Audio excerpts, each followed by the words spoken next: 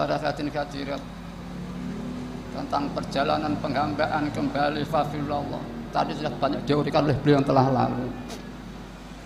Mari sekarang ini kita memahami wahidiyah Islam, target yang dikejar, porsi nilai penghambaan sejauh mana sih? Dalam Quran ada, mereka tidak disuruh melainkan mengabdi kepada Allah dengan memurnikan agamanya, murni. Ada lagi masuknya dalam Quran yang lainnya, orang-orang munafik tempatnya di neraka yang bawah sendiri dan tidak ada penolong baginya kecuali mereka yang taubat kembali dan memperbaiki diri dan berpegang billah. Itulah target yang dikejar tentang porsi nilai dalam penghambaan. Walaupun kita belum bisa,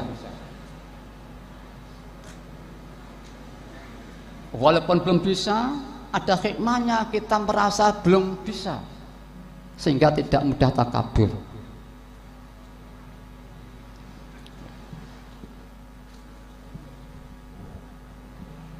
Para hadirat, mari sambil kami matur, sambil hadirin hadirat, terus hati kita seperti tadi langsung pada Allah Ta'ala, berjuang para hadirin.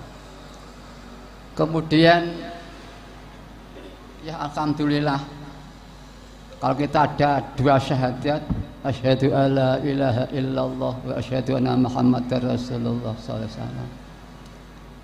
Sebelum kita ngamalkan fakidah itu hanya syahadat akliyah,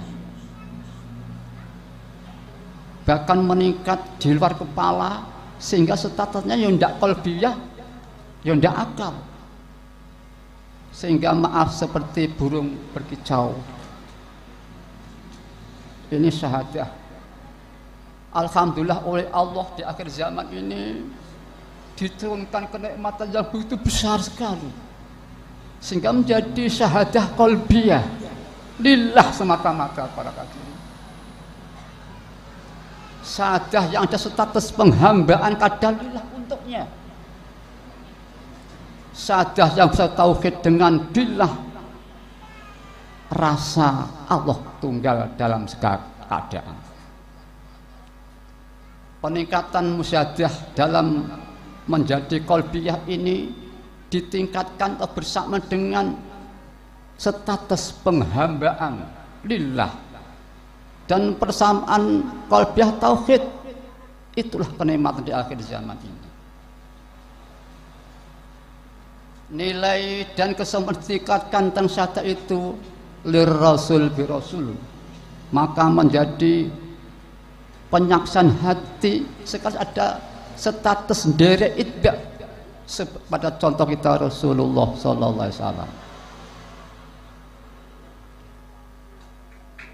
Kemudian ada kesadaran rasa ini jasa Rasulullah SAW dari Allah Subhanahu wa Ta'ala, sehingga nilai kesempurnaan itu indahnya. Meningkat lagi kesempurnaan lil ghos bil ghos, tadi sekedar sudah disinggung. Ini untuk lebih banyak bisa dipelajari sendiri dalam kaidah-kaidah, mungkin ada beberapa kaidah. Kenikmatan ini tingkat lagi kesempurnaan yukti kulladzi haqqin haqqah. Kelihatannya yukti ini sepele. Misalkan kita berat seorang rumah tangga, ya kita menyapu, bersih halaman. Di antaranya mungkin banyak satu bidang-bidang dalam objek yukti ini sepele, tapi pada hakikatnya secara global yukti itu perjalanan Tuhan kita menyintai makhluknya. Dengan sabda Hadits Qudsi, insya Allah nggak salah, sesungguhnya Allah itu memberikan hak-hak kepada yang berhak, sehingga yukti sendiri betulnya perjalanan Tuhan kita. dan dalam praktek kehidupan adanya instabilitas dalam kehidupan sosial, politik macam-macam, karena ada yang tidak diberikan haknya, maka terjadi instabilitas dalam satu hubungan itu. Ini secara pembuktian logika, akal, dan fakta. Ini sering kami buktikan. Kalau para ulama-ulama ini mungkin karena kacamata yang melihat wakidiyah pengamatan ini tidak dua alam. Artinya alam dua, alam ubudiyah syariah dan alam tauhid kok tidak bersamaan, maka terjadi tidak nyampe atau instabilitas.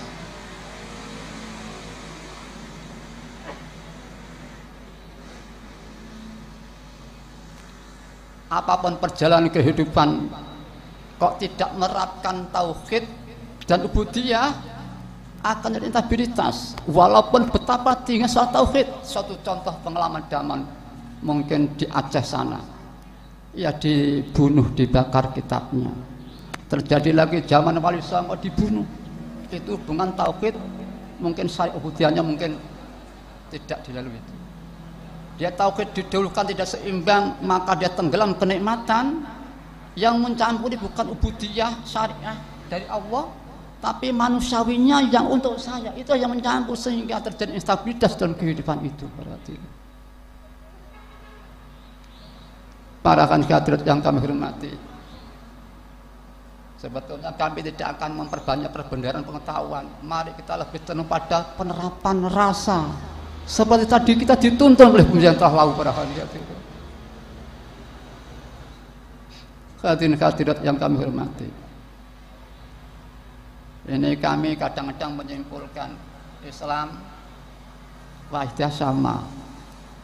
Target yang harus kita kejar sejauh nasih nilai itu, ya lillah itu. Lillah itu. Rasul bi Rasul dan seterusnya. Itu target nilai harus dikejar walaupun belum bisa.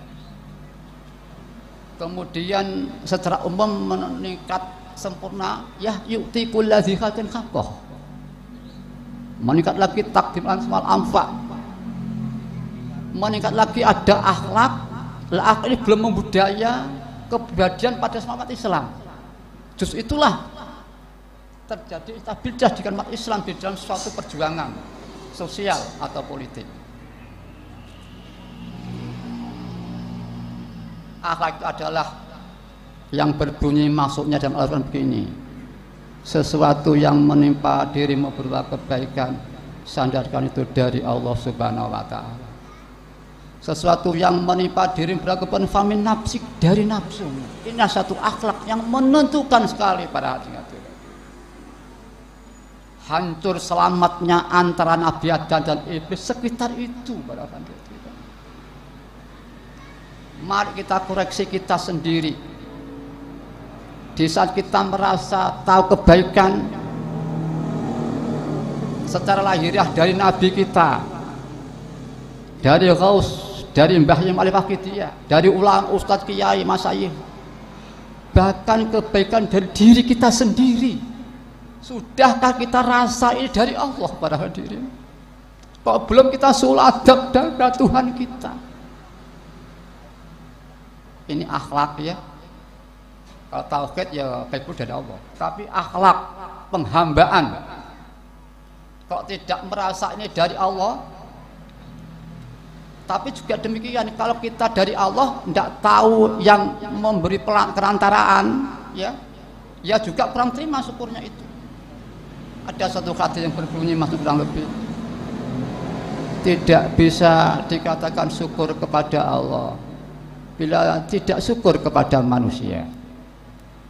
Jadi syukur pada manusia itu hakikatnya penjabaran syukur kepada Allah.